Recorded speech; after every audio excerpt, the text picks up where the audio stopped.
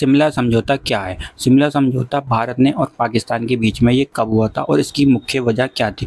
4 ऐसी शर्तें, अगर वो टूट जाती हैं तो पाकिस्तान को क्या नुकसान होगा और भारत के ऊपर क्या फ़ायदा होगा? और 4 ऐसी शर्तें जिसे अगर टूट जाती हैं तो पाकिस्तान के और भारत के बीच में जो शिमला समझौता हुआ उसकी कोई वैल्यू नहीं रहेगी। आइए वो चीज़ समझते हैं कि शिमला समझौता कब हुआ था और किसके बीच में हुआ था और इसकी जो मुख्य 4 ऐसी शर्तें हैं वो जानने के बाद आपको समझ में आएगी कि पाकिस्तान ने भारत को ये धमकी देता हुआ कहा है कि शिमला समझौता अगर हम तोड़ देंगे तो भारत को नुकसान नहीं होगा बल्कि पाकिस्तान को ही नुकसान होगा। आइए समझते हैं।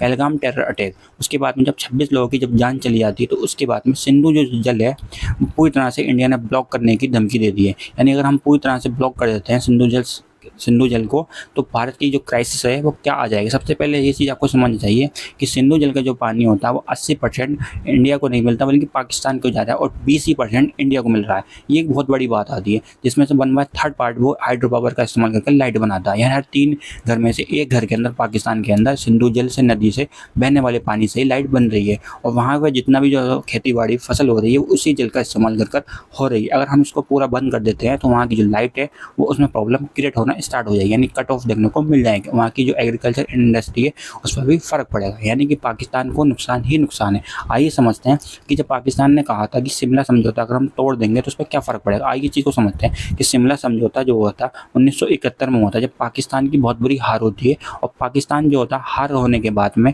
ये 1972 के अंदर 2 जुलाई के अंदर हिमाचल प्रदेश के अंदर एक इमरजेंसी मीटिंग होती है पीएम इंदिरा गांधी के बीच में और पीएम जुल्फ़िकार अली भुट्टो, ये जो पाकिस्तान के पीएम इन दोनों के बीच में होती है कि हम एक दूसरे के साथ में शांति बनाए रखेंगे और आने वाले वक्त के अंदर यानी कि फ्यूचर में हमारे जो रिश्ते होंगे वो बेहतर करने की कोशिश करेंगे। अब इसमें 4 ऐसी शर्तें हैं जिसे जानना आपके लिए बहुत ज़्यादा ज़रूरी है।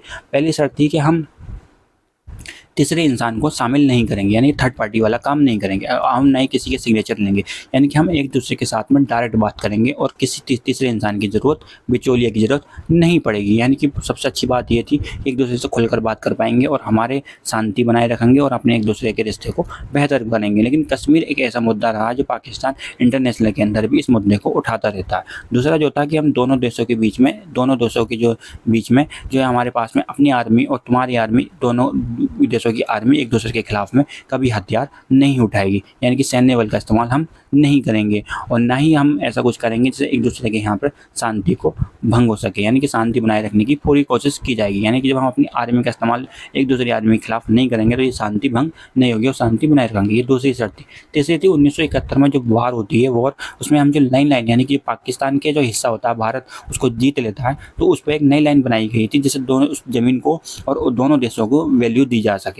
और उसके बाद में भारत ने वहाँ की जो आर्मी थी वो 93,000 लोगों की जो आर्मी थी उनको बंधक बना लिया था भारत की आर्मी ने। यानी भारत की जो आर्मी है इंडियन आर्मी ने और 93,000 लोगों को वहाँ की जो आर्मी के अंदर लोग थे, जवान थे, उनको अपने कब्जे में कर लिया था और बिना उनके कोई भी शर्त रखे उनको रिहा कर दिया जाता है। उसके बाद में 5,000 वर्ग मील का जो हिस्सा पाकिस्तान का भारत जीत लेता है वो भी उसको ज़्यादातर हिस्सा वापस पाकिस्तान को लौटा दिया था। ये मुख्य ऐसे 4 शर्तें हैं जिसमें अगर आप ये बताओ कि सबसे ज़्यादा फ़ायदा किसको हुआ है, पाकिस्तान को या भारत में। अगर ये शिमला समझौता टूट जाता है तो फिलहाल भारत को ही इसमें फ़ायदा होगा क्योंकि 93,000 भी रिहा करे थे विदाउट हमने किसी उस शर्त के और 5,000 वर्ग किलोमीटर की ज़मीन भी पाकिस्तान को लगभग वापस कर दी थी। अगर हम वापस कर लेते तो पाकिस्तान का हिस्सा कम होगा और भारत का हिस्सा बढ़ जाएगा।